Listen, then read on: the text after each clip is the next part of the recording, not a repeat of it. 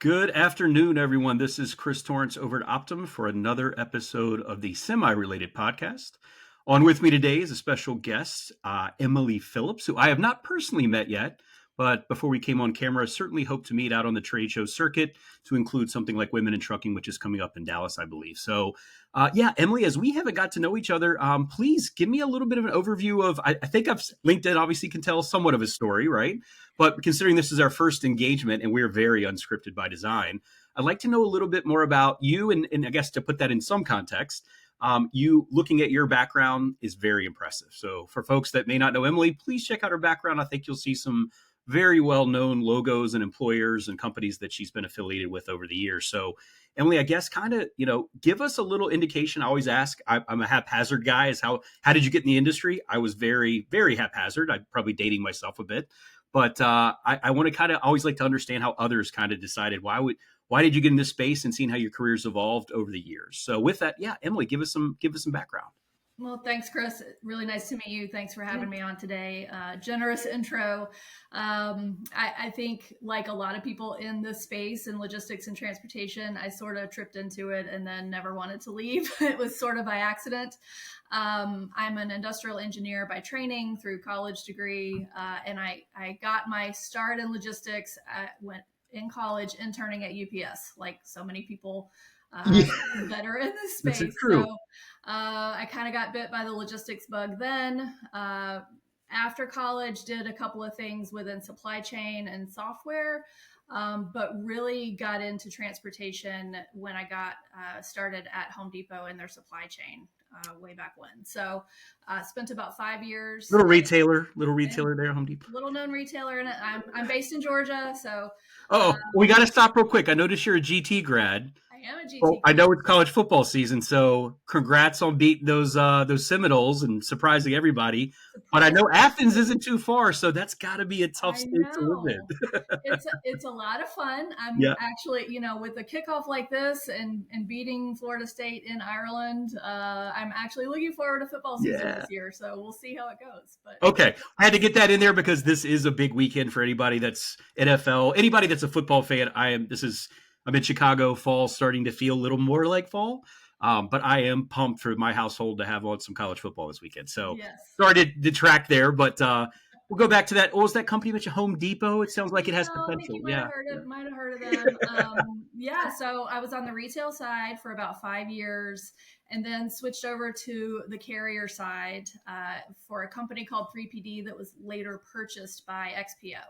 So for 15 years, all I really did was final mile home delivery of big and bulky goods. So thinking about like furniture, appliances, fitness equipment. One or two people might have bought some fitness equipment during COVID. Hello. Big boom. Outdoor furniture, anything with the lift gate probably came by my house. All the grills, all of the things. So a lot of my career has really been focused in that final mile delivery space. And then in 2022, I left there, took a little bit of time off to hang out with my family. And then I started my own business in about a year ago, 2023, Nice. Focusing solely on sustainability within the transportation sector. So broadening out of final mile, but really staying in transportation and really trying to come up with strategies and solutions to help the sector decarbonize. Awesome. So long story short, that's where I am now. I have one foot still in the home delivery space. I'm the president of the National Home Delivery Association for the next 12 months. And then I also am focusing on sustainability and all that comes with that within the sector right now. So that's awesome. Exciting times. Awesome. And congrats on the new endeavor. Thank you. I think you took the leap of faith. That's all. And I'm no spring chicken. So I always see statistically those are a little older and a little more seasoned, we'll call it, typically have a great level of success. If nothing else, due to the fact you've seen your career progression has just exposed you to so many companies, so many components of the ecosystem within supply chain and logistics. Emily, I want to ask, I was reading a McKinsey report the other day, and it was talking about where all this venture capital that we saw during COVID is, I think it's needless to say, we're in a little different environment now. But one area was in final mile, last mile. I think those two get used interchangeably. and you alluded to the COVID period where I think everybody decided to take advantage of home delivery. When did you start to feel that, traditional brick and mortar, the shopping experience that I knew most of growing up and really up until more recent years, never really imagined that every item I could ever want could be the matter of hitting a button on my phone and having, no matter how big or bulky the item, like there's a way to get it to my front door or my driveway. Right. When Right. did you did you have an inkling earlier in your career that you saw this? Did you have this future outlook of, I think technology is going to get to a point where that will become the norm? And again, going back to this McKinsey report, that Mhm. is where a huge amount of the venture capital seems to be focused on right now. So yeah, when did you Yeah. have that epiphany that this is going to be something big? I mean, it was, I would love to take credit that it were, Me too. but we did for sure start seeing trends long before COVID. So a lot of those big brick and mortar retailers that were really visionary about taking advantage of the .com were trying to diversify their supply chain and their delivery fulfillment experience. So while they still had that brick and mortar footprint, they were also investing a lot of money into direct to consumer. So Yeah. fulfilling from a warehouse or fulfilling from a store, large items or small items. Hmm. So a lot of those retailers that were traditional brick and mortar that invested heavy early on were the Hmm. ones that you saw were able to really quickly take advantage of that and flip a switch during COVID and Yeah. switch their business model and stay ahead, getting that product out to the consumer. And before as well, like there were, all these startups that were coming that had no brick and mortar presence whatsoever, and they Yeah. were fully online, fulfilling often from imports into the US to a distribution center, and then, often parcel shipping, fulfilling direct to consumers. So it was those that had really invested in that technology early that I think were really able to capitalize, or at least, quickly make decisions and change their supply chain and capitalize on the shift that happened during COVID. And then, being able to, maintain your business profit during that time has kind of led people to be successful coming out of it. And what do you feel, Emily, is like? And you probably have some access to some pretty good data points. Do you happen to know just a roundabout directional figure of where when you break down brick and mortar traditional shopping experience relative to home delivery, Mm-hmm. where do you is that have you I'm sure you've seen that gradually start to go lean into the home delivery direction. Do you have any like high level percentages of what the average consumer, and a lot of it's consumer behavior, right? And that's the world we live in Yep. now, is instant. I want things instantly, right? Yes. Do you feel like, and maybe it's these data points are, you could probably see how it's grown over the years, but where do you see it today? Do you see, and the trend, I assume, will only continue to start to focus more on home delivery versus the human element of, I don't really want to go to the big box retailer. It's a bit of an adventure, and there's some upside maybe, but yeah, where do you see those percentages in today and going forward? Sure. Yeah, I think we've all gotten really, really spoiled by the Amazon effect and the Uber Yes. effect. And like, I want it to come to me. I don't have any specific percentages. I have No some worries. numbers in the back of my head that I Yeah. think I remember reading, years ago. I think um, maybe 6 or 7 years ago, it was like 5% And of that's what I'm getting at. something like that. And then COVID accelerated it Yeah. by, it accelerated us by 5 years or something like Yeah. that. So, you know, I have a 30% that's kind of ringing in my head right Yeah. now, but that could be just, me making that up. So I, we'll I fact have no way to check I have something. no way to validate or not or Yeah. argue against it. I go by my own behavior, Yeah, and at any given exactly. day, I see how many packages on my Ring camera are stacking up at the door. I Yeah. won't take full credit for that, but there's another lady in the house that probably wouldn't want me saying that too much. So, I uh, am guilty as well, and both sides of me. I've got my I want it now and my consumer behavior, but I also now am much more cognizant of the sustainability of such yeah. deliveries, and do I need all of those things immediately? Or, I definitely now take advantage of that Amazon delivery day to try and Hmm. consolidate the trips and the packages, to kind of minimize my footprint of cardboard and the delivery vehicle itself. So now, yeah, I see it from two sides now. And Emily, how do you? I know I definitely want to get into the other passion of yours, which is, obviously being more eco-friendly, the decarbonization movement, sustainability as a broader topic there. How do you, and again, I'm just going to be the average layman here. You mentioned that there is a sustainable model there relative to, like you mentioned, the packaging materials. I think of all the cardboard. I almost think someone, and maybe there's a business idea of someone going, my garbage collection here in Chicago is once a week, but I can tell you that my recycling bin, they could come at least twice a week, maybe Mhm. 3 times a week, just share them on, and that's great for recycling. But how do you reconcile that because of the consumer, the want and the need to have everything here, there has to be packaging involved? How do you walk that line of? I think some people would go, well, isn't that would seem to be more of an impact on the environment, not necessarily in a good way, but so how do you kind of navigate that discussion as people are going, they're kind of have that question mark of, if I'm ordering more products that have to be packaged and they're coming off the delivery vans and the trucks, what does the audience, what could they, you have a much broader understanding of this. How do you kind of articulate that actually is more sustainable for that, the final mile piece versus traditional? Yeah, so I think this is definitely the balance that the shippers are being much more cognizant of the packaging materials that they're Yeah. using. You've seen Amazon move away from, you've seen a lot of shippers definitely move away from the styrofoam packing Yeah. peanuts.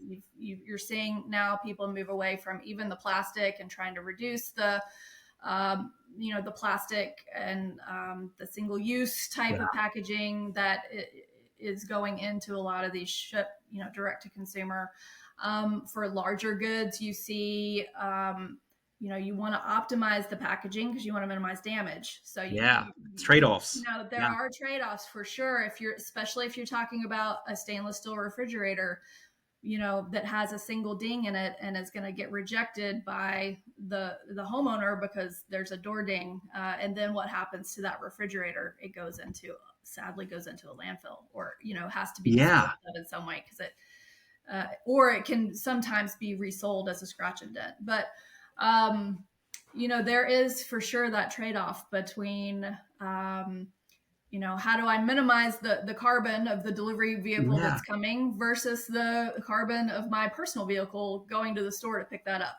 So there's give and take. I think what's important is that from shippers to transportation providers and consumers, everyone is much more aware and of those trade-offs now and are Right. a bit pickier as consumers. I read a stat recently that 60 to 70% of consumers will purchase goods, or they will consider purchasing goods from a sustainable retailer, or they want to make sure that it's not overly packaged in Yeah. plastic, and they want to feel good about their purchase. Sure. So that consumer behavior is driving that awareness of a lot of these issues, and so people all throughout the supply chain and manufacturing are being at least a bit more cognizant about it. Yeah, the other thing, I saw, speaking of statistics, I saw, and it's kind of heartbreaking, but as someone we're very avid recyclers in our family, and I think, and I live in the Chicago area, and I know there's other areas that are, equally invested in making sure that we're trying to create a recycling model as much as possible. But the stat I heard was it was something like only 6% of a lot of the recycled goods that we use actually make it to the full recycling system. So, which almost like, it's like this uphill battle. And I'm sitting there, if everyone's adopting this, you mentioned earlier that the Right. buyer, the consumer is very vested in making sure that it's more sustainable and environmentally friendly in their decisions to make purchases. Where is that gap? Where do you see that?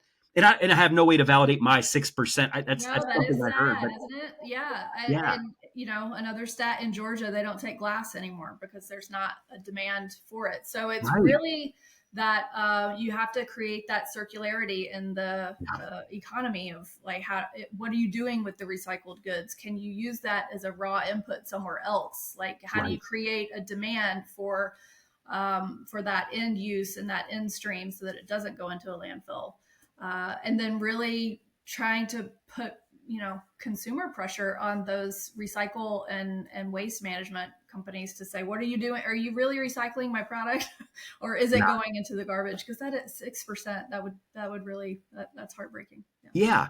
And in going back, I mean, again, we grew up, or at least I did, and I have little ones now, and I'm trying to, like, make sure I instill the importance of being environmentally friendly and everything. And I think that next generation, that's all they'll know. So I think they're just be born into this environment, among other things like technology. But when at least when I grew up, and I'll assume you're somewhere in my category, Mhm. we just didn't think about it. Where do you think what was that compelling event, or when did you start to see a real, at the corporate level? When did you start to see the push on this matters? And was it based on, you like to think, well, it's because the good hearts of the people in the corporate world say it's the right thing to do. I think there's probably a counter argument at the end of the day, we know we're in business and there's got to be some other incentive to get that done. When you're speaking, and I know you're out there and a lot talking about these topics, how do you, so again, a two-part there, when did you start to see that uptick in the care factor? And how much of this, when you kind of, evangelize and speak at these events, how do you articulate, like, there's got to be some upside economically or financially, and pairing that with, because again, it is the right thing to do for ourselves, for our planet, for our posterity, all that. How do you go about just telling that story to make sure you cover all the bases? Sure. So I think that care, or the desire to take care of the planet has been increasing pretty steadily, especially in the younger generations Yeah. that are coming up are really driving a lot of that conversation. And from a corporate standpoint, I was in my prior role was working at with the corporate sustainability team Mm-hmm. across not just U.S. but global Global. operations. Yeah.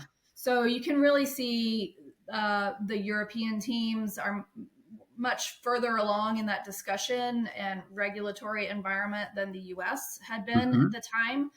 Um, and you can just see the stewardship for planet kind of as a forefront and a core value in a lot of companies that are based there. So I call everything pre-COVID, post-COVID. Like before Yeah. COVID, it was already kind of happening, and that was sort of the momentum that was building. I think what happened, and all of us saw it, is that when the world was shut down, you visibly could see clearer air, clearer water, And like the yeah, emissions dropped. And I don't know what further proof people needed. Like good for you've got, me. wildlife swimming in the East River that is usually never Yeah. there. Like Right. there were Right. physical, people could see, things that were happening. I think now with the pervasive, social media, people are sharing things across Yeah. the globe, and seeing how, passions and people are saying this is really important. At the same time, you're also seeing the increase of natural disaster events, fires, storms, severity of storms. And so I think when I'm talking to people, I think people are now kind of over that mental hump of, okay, Yeah. is this real or is this not happening? People are like, okay, yes, it's real. We really need to do something about it. What I say from a corporate standpoint is that corporations are corporations, and they need to make uh, decisions that are going to be best for their shareholders, whether First and foremost. Yeah. shareholder value or Yep. financially or both or all of those things. What I can say, one stat that I keep calling on is that there was I believe it was a Deloitte study, but I'll fact check myself after this, that 69% of adult aged employees want to work for a company that puts sustainability at the forefront. So when you are looking at a labor market today that is already Great point. very tight, you want to be able to attract the best people to come work for your company.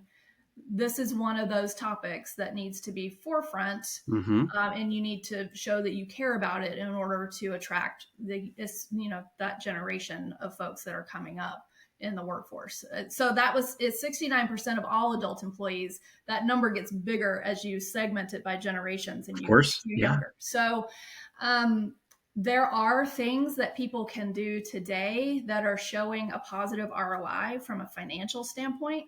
There are other things that are really expensive and That's the are trade. Yeah. harder to show that investment. So it's a give and take. There's also that third element of like, government regulation, the carrot and the stick. Like That's right. there's some regulatory requirements, but also a lot of grant money pouring in the U.S. at least, through the Infrastructure That's right. Investment Act. I think there's $30 billion a Massive. year for the next four Yeah. or 5 years, flooding into the market to help fund these things, especially related to transportation and infrastructure. So, what my advice is take the practical approach, Right. look at what you can do today, what's available today, and just start making a plan. You're Right. not going to be able to eat the whole elephant at once. So Right. just start biting off chunks. And the companies that are doing that then are showing that they're putting importance, uh, on sustainability. They're showing their employees, they're showing their customers that this is something that's important, and we're all kind of trying to work on this together. Nobody has the right answer, the one Yeah. silver bullet answer right now. So what I tell people is that if, the people that are ignoring it and not going to do anything about it are going to be the ones that are going to get left behind a bit. Even if you're putting yourself forward and you're trying, you're not able to make giant financial investments. If Sure. you're trying to do incremental steps, that says a lot. There's a compounding effect. What's interesting, Emily, is I see so many parallels to as a advanced technology vendor. Yeah. It's almost like the same kind of approach, right? Like instead of going right to the fast forward to the whatever future lies way ahead with this AI revolution, et cetera. Exactly. I go into companies and say, well, that's great. I'm glad you just came back from the conference and all that sounds like you're really fired up about whether it's sustainability, advanced technologies, but it's inevitably, and I often say this, those folks get back to home base and they have to, the reality of like, well, here's where we are today. And so I like the way you kind of, you really emphasize the idea of, whether you're selling technology or it's a sustainability endeavor, it is incremental, is gradual, but you have to start. And again, as I often say, if you're not making these investments or at least thinking about it and have some plan, you're probably at some point you are going to get left behind. And again, you can apply that to sustainability efforts as well as technology adoption. So just interesting the Absolutely. parallels that go there. And 100%. you're involved in both. So I think that's, with the final mile space and then in showing the sustainability, it sounds like you got a very compelling argument to say it is a 1+1=3 outcome if you're able to adhere to initiatives on both sides. Is that just me?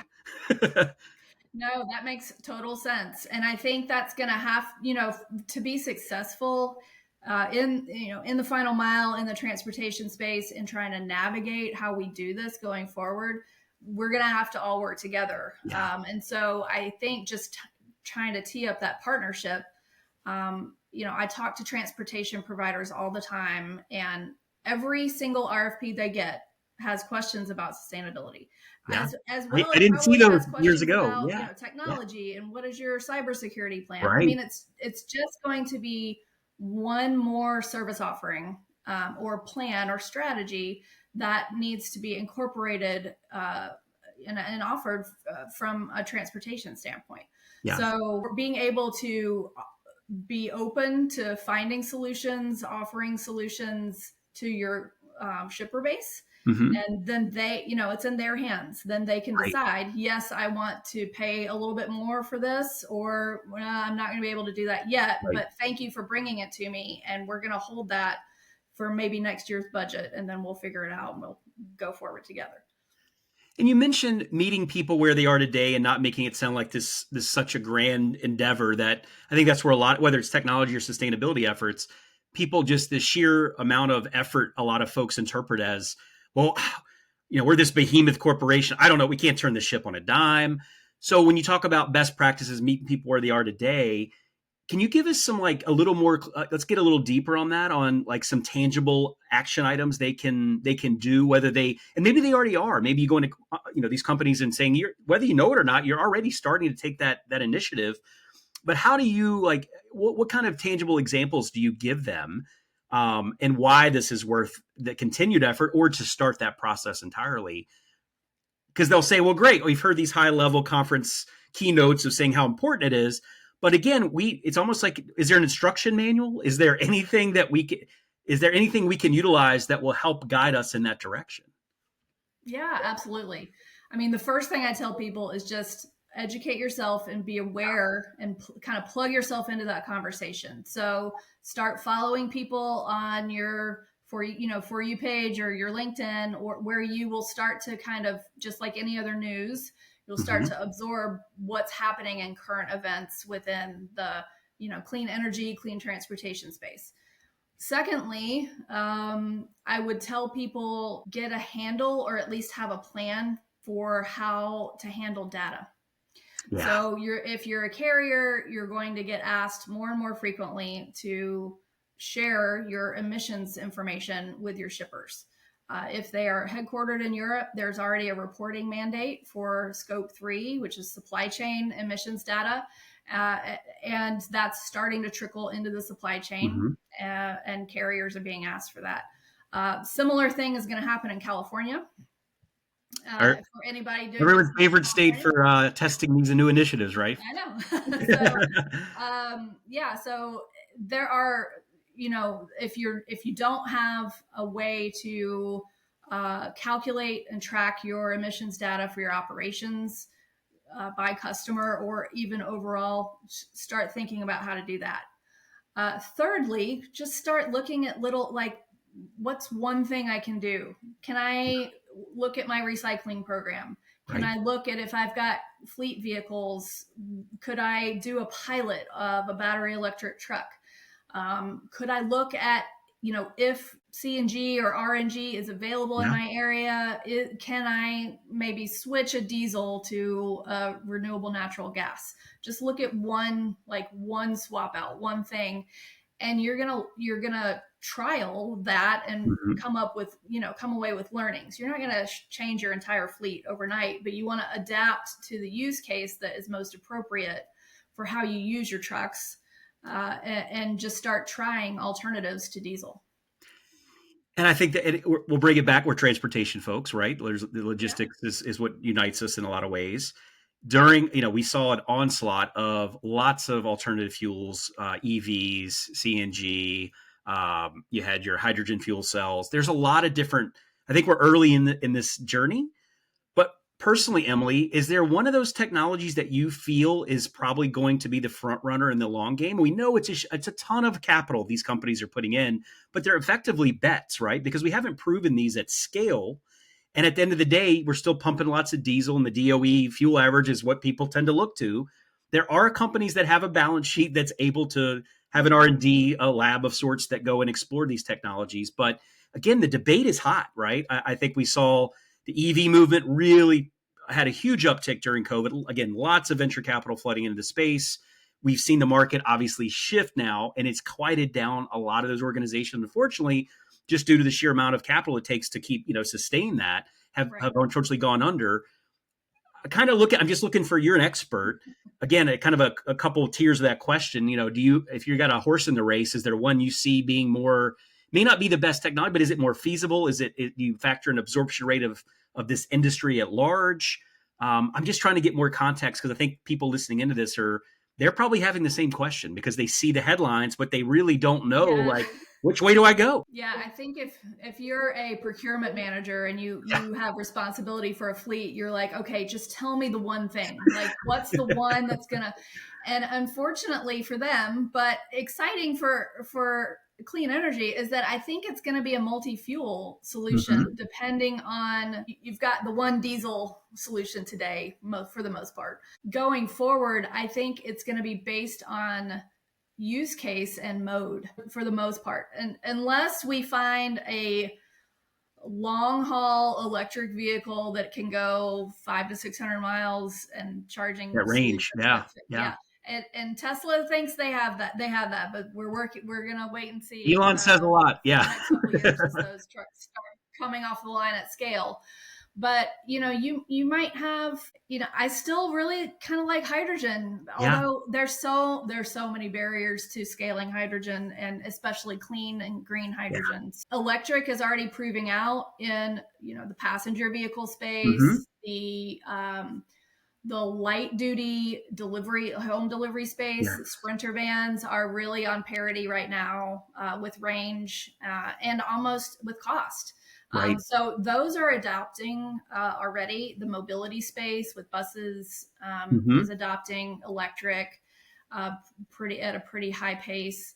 But for that, heavy duty, even for final mile heavy bulky delivery, we're not quite there yet with electric, uh, Right.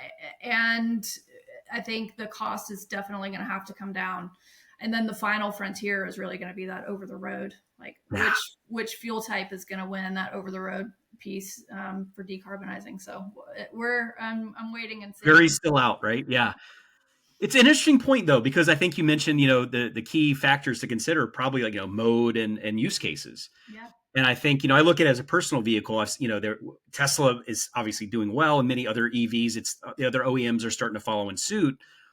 Again, I speak the circles I talk to. I see a lot of what seems to be in vogue right now is the hybrid, because I think people are like, well, look, the range, like we're learning, we're still, this technology is still relatively new. We're in the early versions. With any technology, for me personally, I'm like, do I want to go get it in a full EV now, or do I want them to kind of figure out all the bugs, and in a few more generations they'll have figured it out and it'll be scalable and I'll feel better. But in the interim, I feel like a lot of the folks I talk to again are like, you know what, I always want to have a little bit of petrol in that tank just in case I'll sleep better on a long haul family road trip. So I think it's interesting though, when I tie that back to the commercial side and freight, we automatically, seems like it, from my perspective, went right into like over the road long haul. And I think in retrospect, it almost begs the question: should we have inversed that and start? And maybe that's starting to take shape now, where the realization of, the home delivery thing, going back to final mile, like that's the more feasible approach probably. And then as that scales out, it could transform the entire way that transportation and logistics networks operate entirely. And I'm just, like I said, I think there's been a shift of, let's start with what we feel again is feasible and more realistic to implement and roll yeah, out. And a final mile seems to be a logical place for that to happen for a number of reasons, right? So very yeah. interesting. Yeah. Yeah, and final mile too. There's a lot of variability and things that can happen in your day. You may end up having to go back to a stop that you wasn't in your route, and you Yeah. don't, if you know that your range is only so long, you are gonna. I mean, that range anxiety is real. I drive an It's electric car as like well, having the car so floating on the gauge on the you don't want to e-tank. run out, yeah, and be stuck somewhere because then you can't even go to a gas. There is no Yeah. refueling. You've got to recharge. So that hybrid option is really attractive, especially to a lot of operations that are maybe wanting to adopt or maybe being pushed to adopt electric by their shipper base, but need that backup plan. Yeah. If I need to go out of route somewhere, I need to have enough fuel to get home or get back to the base. So I could see that coming as a popular option, and I think that would help with adoption until we get to the point where it's pretty standard to have 300 miles of range on a 26-foot box truck. Yeah. As an optimization route planning, we do a lot of that Optum. And I'm thinking about this going as data points, especially as you have, vehicle type, engine types, electric versus diesel and hybrids, et cetera. Like we should probably start factoring that in on just the range of those, because as EVs become more prevalent, and we do a lot in the LTL space, which has got some really significant parallels to final mile, just the way that operation, Yes. how it works. So I'm just sitting here thinking, like, I hope if our developers and engineers are listening, like, let's think about this. We may need to start going. The EV will get you from here to here. Then you'll do a relay point and swap out, and make sure you might need diesel because you're going considerably further in terms of mileage. But I don't, as an optimization vendor, I'm like, oh, we should probably think about that a little bit more. It just hasn't really come to full fruition yet, but good food for thought for us. Yeah, So glad you absolutely. raised that. Yeah, and I mean, CNG and RNG are probably some other options for That's right.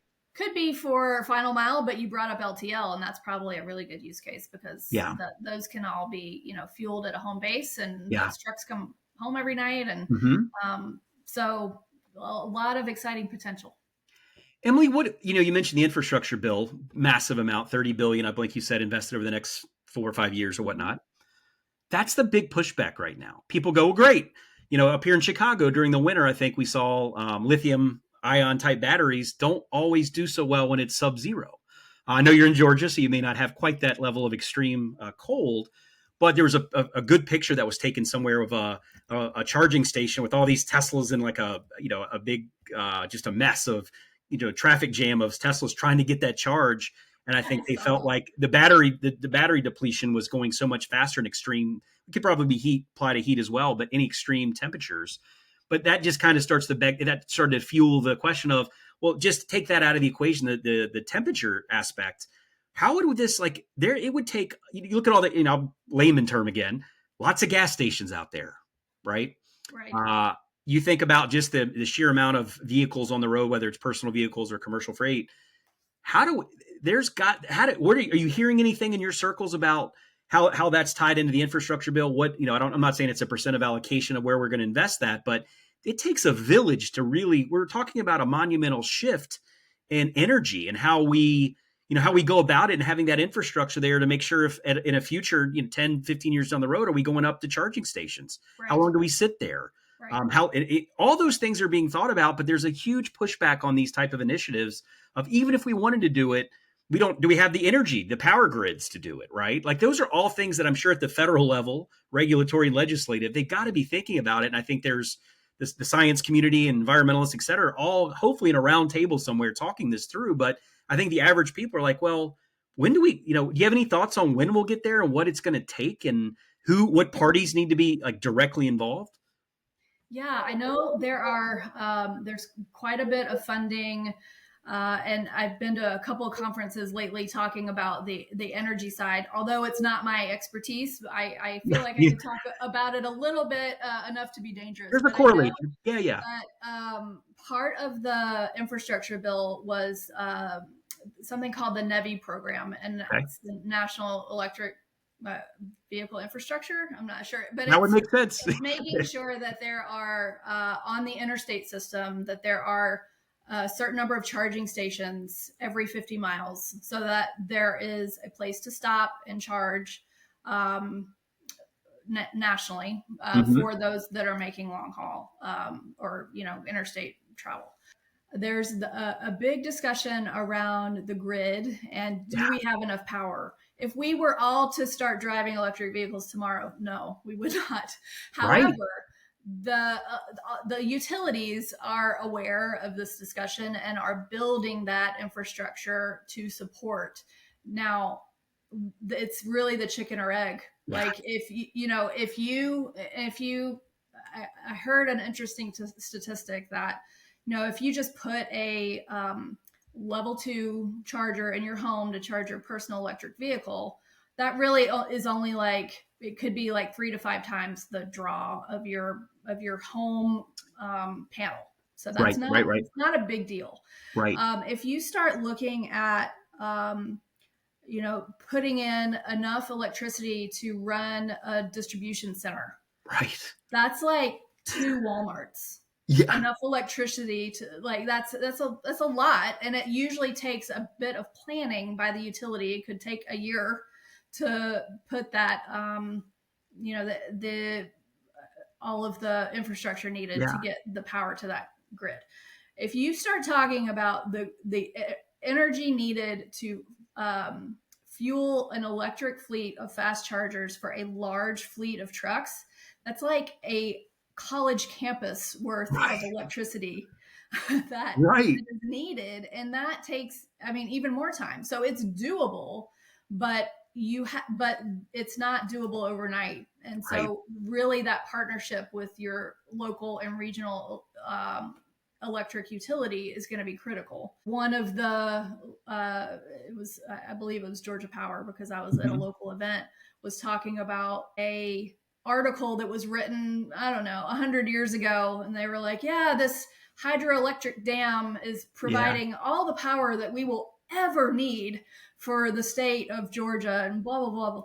And he's like, yeah, that would be like a tiny bit of the power minuscule. that's Yeah, currently happening today. So obviously, like, we can scale. It just takes quite a bit of time and resources to do it, and yeah, coordination, which in the transportation space, we're not used to coordinating with a utility in our operation. Like we're used Right. to figuring out a fueling plan, but we're not used to a long-term coordination plan with a utility and it's just a different dynamic in your planning, your operational planning.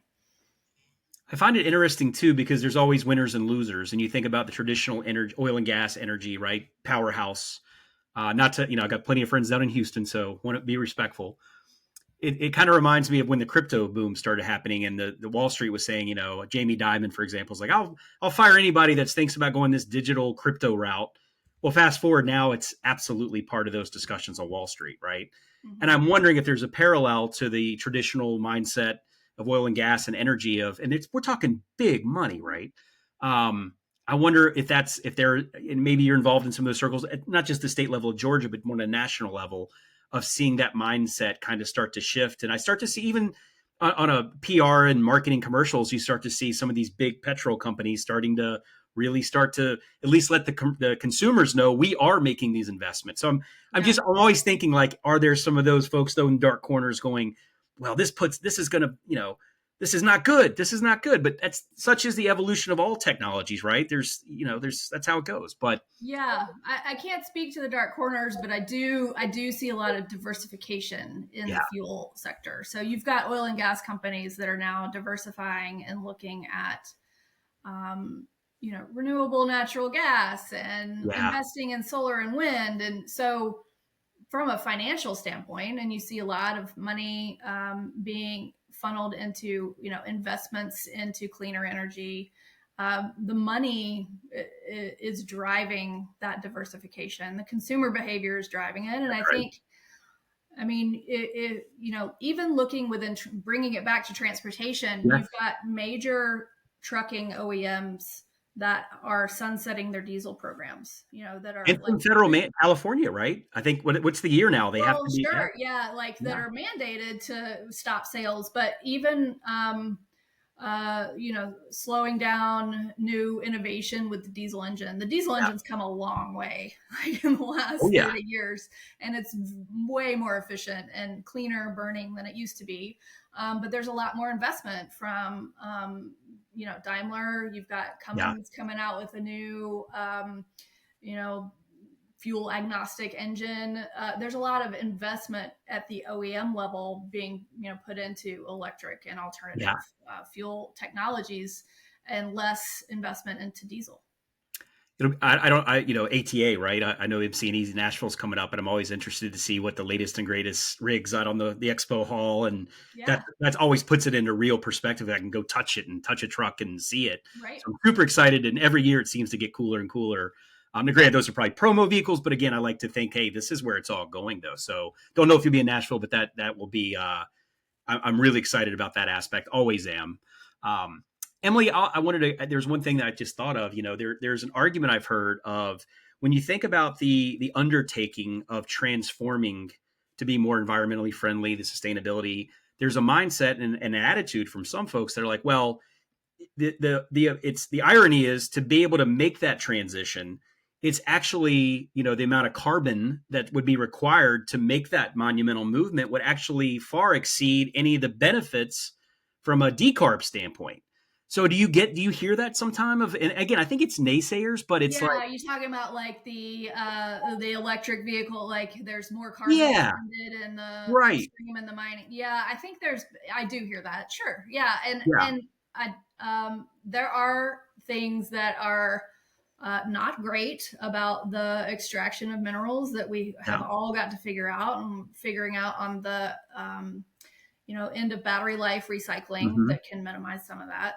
I think the last stat that I heard was that there is a carbon footprint inversion somewhere around 50,000 miles. I don't remember if that was passenger vehicle or large truck.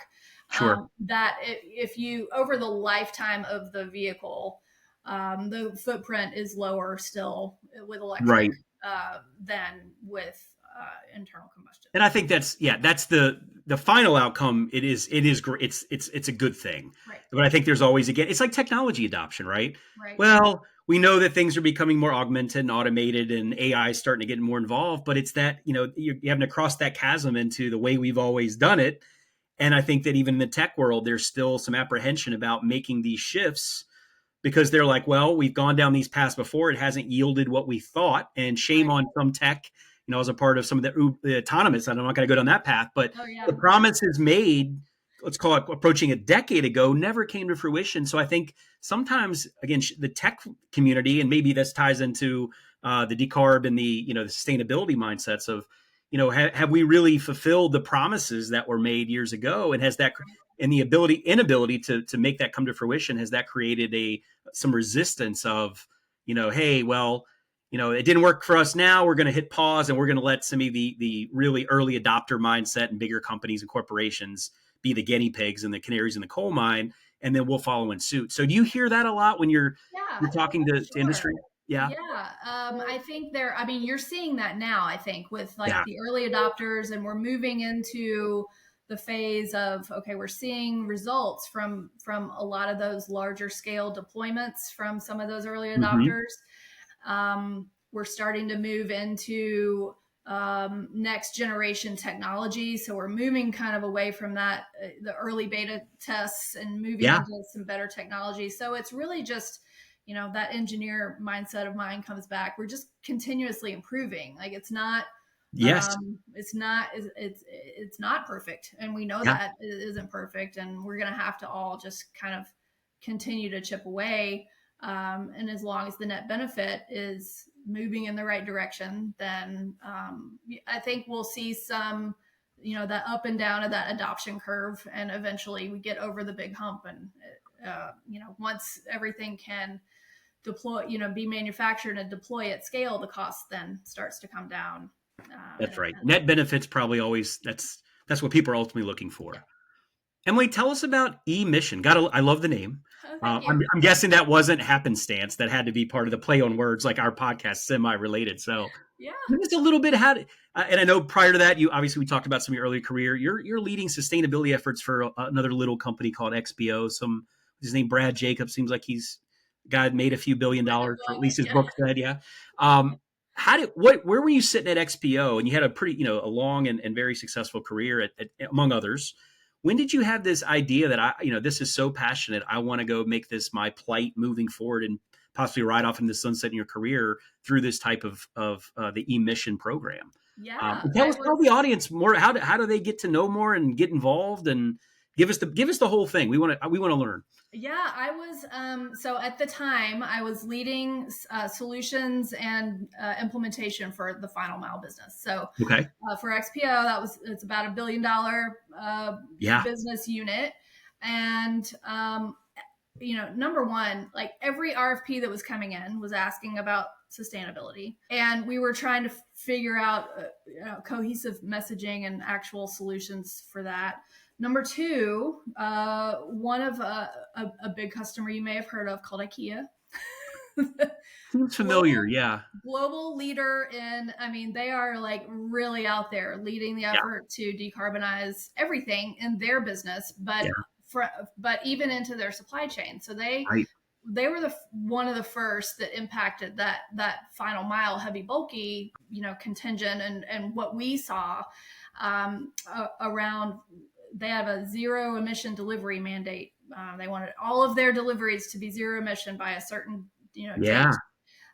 So we and other carriers that work with them were deploying and testing and trialing, and ran into some of those challenges with cold weather that you mentioned with Sure. batteries.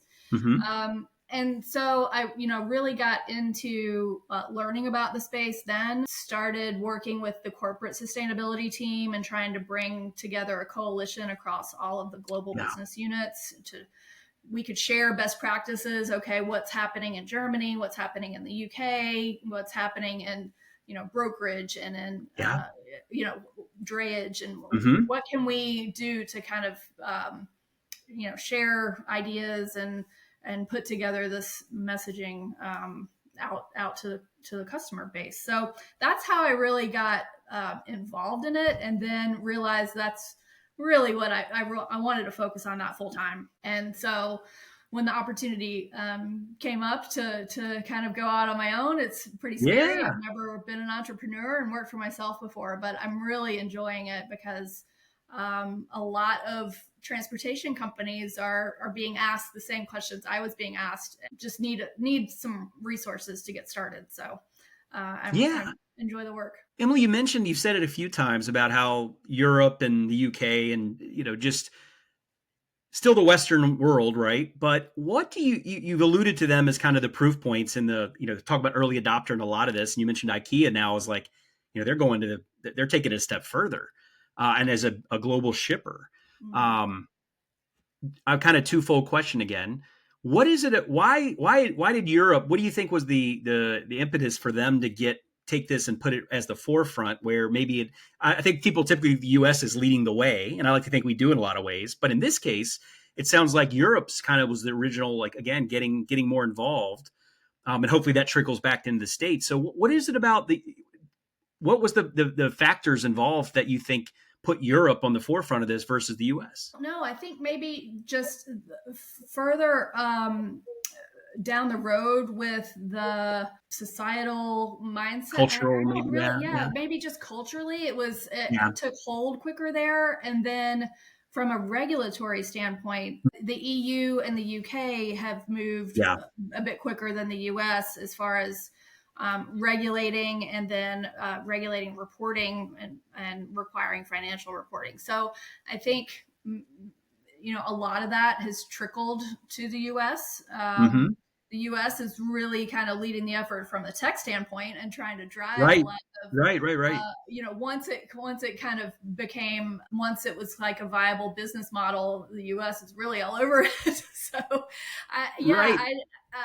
but I think there's a lot that we can learn from each other about like what works and what doesn't, because I think the regulatory can drive behavior, but in the U.S. that regulatory doesn't always get received as well, just from a cultural standpoint here. So Yeah. you can't necessarily copycat it. You have to kind of adapt it to what works here for U.S. business. Makes sense. Emily, I'm going to go back to eMission again.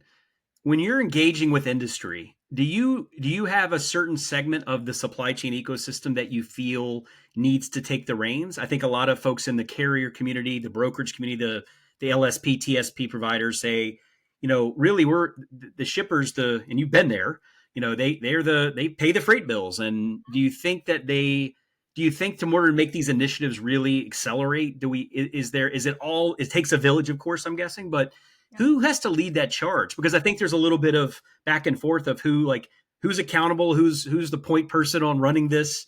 You've had exposure to all sides. So who do you think, is it equal parts involved and just a willingness to collaborate and create consortiums and cohorts and all that? Or and again, servicing more the carrier side of the house, I feel like there's this idea of like, well, if the shippers tell us to do it, we'll do it, but they haven't really forced us to. So we'll just play ball until we hear otherwise. Or any thoughts on that? I think it's kind of a balance, Yeah. right? Like I think so. If I go back to the shipper carrier relationship and environment, 5 years ago, Yeah. shippers were asking quite a bit about what solutions were available, but there were only a handful that were really driving it. IKEA, like there were a few.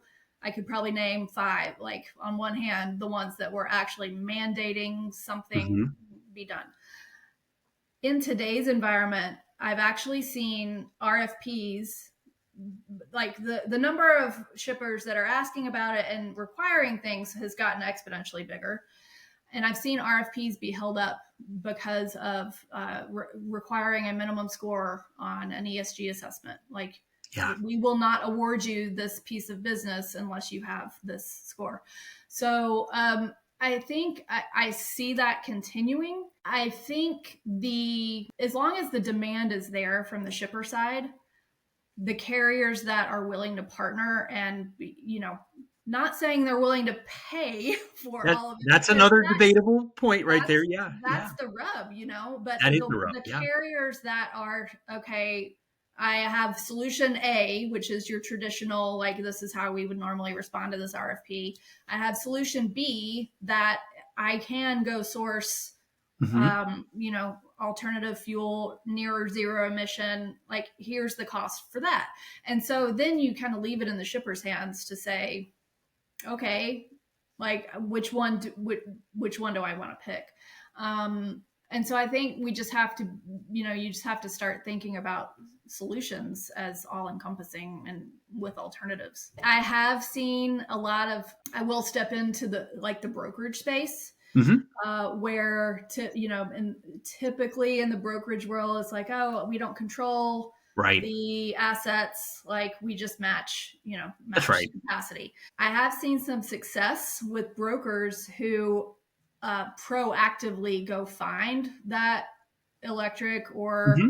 CNG or RNG capacity and offer it up, Right. especially as a solution to some of the California regulatory. Right. So you can win business by saying, I can go find you, lower emission to help with your drayage operations, or Hmm. I can, so the ones that are proactive about it actually are winning business, Yeah. that they wouldn't Interesting. Yeah. maybe wouldn't necessarily win because they're putting their foot forward on sustainability. Got it. Interesting. I wouldn't have thought, as a former freight broker many years ago, I always said, well, that's the last thing I would probably think of. Just cover the freight and what's my margin, right? Mm-hmm. And I think that's probably something that like in the shipper community on RFP or award, giving out the awards, if it costs me a little more to source more sustainable capacity, am I willing to, it's trade-offs, It or is. am I, and we're already in a razor thin margin business in a lot of this. Exactly. So I think it just, sometimes I come in with more, I leave with more questions than answers. And I think, again, it goes back to, I'm just grateful to see that this is surfaced to a very prominent discussion at all levels within the broader industry. So that's good to know. Emily, when you think about what is the future? I kind of, this hypothetical. I know and I'm going to let you go here because it's Friday afternoon and football's coming. So hey, I get it. What is, people ask me, like, Chris, what is the future like? And again, what is future like? We got to give me a quantifiable future. Let's talk about 10, 15 years. I mean, far enough to kind of let this stuff kind of, hopefully start sticking a little more. What is the future? And we'll bring in final mile and sustainability, right? Okay. Okay. So I want to kind of like match them up. In your mind, in Emily's mind, what is, like, give us a taste of what you feel like an optimal or a future transportation networks with all the players involved. Can you paint a little picture there for us? I'm just curious because I get that question a lot from an AI perspective. And I just like, you're obviously, Yeah. you have a different take probably, but I'm just curious. And there's no wrong answer. There's really no right answer. It's just Emily's answer. Yeah, this is where I want it to be by the time I Yeah. retire. Okay. Your magic wand question before you retire. Yes. Wow. Okay. From a final mile perspective, I think we're gonna have. I think we're gonna be further down the line, along the lines of evolution of decarbonization, than we'll talk about over the road and long haul, like that. That'll be the last to topple. But final mile, we're gonna have figured out the infrastructure thing. Mm-hmm. We're gonna have figured out where to put charging. Equipment is going to have evolved from a battery electric or natural gas or propane or whatever it is, to the point that, we're going to have parity in Yeah. range, and Mm-hmm. we can substitute, like, once you have a truck that can go the same amount of miles that you go today, and that it doesn't take any longer to refuel it or Right. charge it than it Right. does today. Once you can swap that out, people want the electric, or Sure. whatever it may be, because Sure. it doesn't smell bad, it's Right. cleaner, it's quiet, like Yes. it's just nicer to drive. Yeah. And so once it costs the same and runs the same, the adoption, I think, takes care of itself. And then we've got to figure out the charging piece. So that's my dream, that by, I don't know if it'll be 10 years from now, but 15. It's a hypothesis. There's no real constraints here. We're just gotta, yeah. It's my Friday afternoon Yes. optimism. It's Yes. just, yes, that we're going to be a lot further down the line in final mile, at least. Yeah. And where does that, and on the same flip side of that coin, what does sustainability look like? Is it mass adopted on a global scale? And we're starting to see real impact from the environment starting to show some real empirical data that, going back to your point of, I like how you painted earlier, like, you saw fish and wildlife and vegetation starting to kind of reform where we, in the past, that might be the proof point, but do you see just a greener and environmentally friendly world in the next 15 years?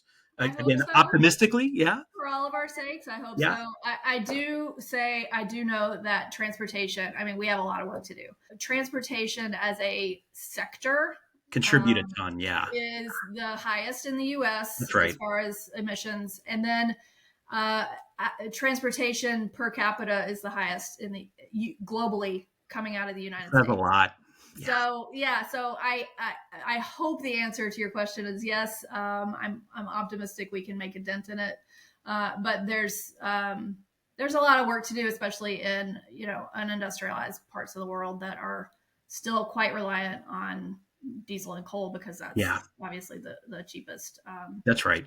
For now. So we're in election year, so even more near term, right? Who knows? We'll see all these campaign promises and appeasing everybody, depending on where you're speaking of. What are you actually going to follow through on, no matter what the outcome may be? So interesting. Well, Emily, again, thank you for the time today. How do people reach you? I think you'd be a great guest on any podcast, and I mean that. And again, I know you're going to be out and about. I know fall conferences. You mentioned Women in Trucking. But generally speaking, and then maybe give us an idea where you're physically going to be throughout the fall, if it's conference related, and how do people best contact you? Yeah. Thank you again for having me. I really enjoyed our discussion. I am easily searchable on LinkedIn. Okay. My website is emissionadvisory.com. Okay. Reach out and message me on LinkedIn. I'm pretty easy to find. I will be at Women in Trucking. Okay. I will be at Home Delivery World next year. Big one. Yeah. Yes. I go to ACT Expo every year. They're moving back to Anaheim next big shows. spring. Yeah. So I'll be at that, and I know I will be at several. I'll be, of course, at the National Home Delivery Association forum. It's going to be in Washington D.C. This year. Okay. I need to get there. I go to a lot of events, but and again, it kind of, from a bias, the final mile piece is very important and intriguing to me. And I feel like, again, as we talk today, I think there's a big shift going that direction from capital markets and just a trend of things shifting to that, again, largely based on just the consumer expectations and demand and behaviors. So I think having some exposure to what some of these shows you mentioned that I have not been to date would be, if nothing else, extremely enlightening and probably reinforce some of the discussion we've had here today. So I'm going to recruit you now at NHDA. You're going to come to the forum next year. I'll know who to hang out with, right? Awesome. Well, cool. Emily, again, thank you. Good chatting as always. And I think with that, then folks know how to reach you. And wishing everybody a great weekend. Hopefully, football or no football, it is. I think fall. Kids are in school, at least in my neck of the woods. Yes. So every parent I know is taking that sigh of relief that they don't. You seem to be in that camp. Yeah. This has been great. So with that, thanks again, Emily, and thanks again for everybody tuning in for this episode of Semi Related. We'll see you at a future date and time. Thank you.